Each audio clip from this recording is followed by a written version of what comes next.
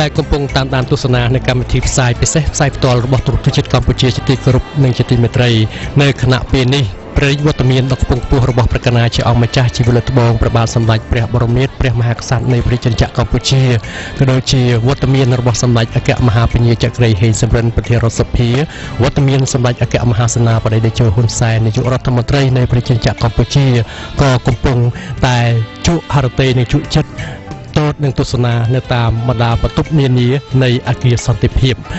ក៏ប៉ុន្តែកម្មវិធីផ្សាយផ្ទាល់របស់ទូរទស្សន៍ជាតិកម្ពុជាក៏បានឈានចូលមកដល់ទីបញ្ចប់មុននឹងបញ្ចប់យើងខ្ញុំទាំង3នាក់ជំនួសមុខឲ្យអគ្គនាយកដ្ឋានទូរទស្សន៍ជាតិកម្ពុជានៃក្រសួងព័ត៌មានក៏សូមថ្លែងអំណរគុណចំពោះអាយដាមវិជ្ជាជាអគ្គនាយកអគ្គនាយិកានៃបណ្ដាញទូរទស្សន៍ទាំងអស់ដែលបានធ្វើការផ្សាយបន្តផ្ទាល់ពីទូរទស្សន៍ជាតិកម្ពុជានៅព្រឹត្តិការណ៍ដ៏មានសារៈសំខាន់នេះចែកជូនដល់ប្រិយមិត្តទូរទស្សនិកជនបានទស្សនាទាំងក្នុងនិងក្រៅប្រទេសហើយយើងខ្ញុំក៏សូមខន្តីអភ័យទោសចំពោះរាល់កំហុសឆ្គងទាំងការអធិប្បាយក៏ដូចជាបច្ចេកទេសហើយសង្ឃឹមថាអស់លោកស្រីនាងកញ្ញាទូរទស្សនិកជននឹងខន្តីអភ័យទោសចំពោះក្រុមរបស់យើងខ្ញុំជាជាមិនខានកម្មវិធីផ្សាយផ្ទាល់របស់ទូរទស្សន៍ជាតិកម្ពុជានៅពេលនេះបានឈានចូលដល់ទីបញ្ចប់ជាបន្តយើងខ្ញុំសូមគោរពអញ្ជើញទូរទស្សនិកជនតាមដានទស្សនានៅកម្មវិធីផ្សាយរបស់ទូរទស្សន៍ជាតិកម្ពុជាដែលផ្សាយចេញពីស្ថានីយកណ្ដាលដែលមានកម្មវិធីជាបន្តបន្ទាប់ដូចតទៅ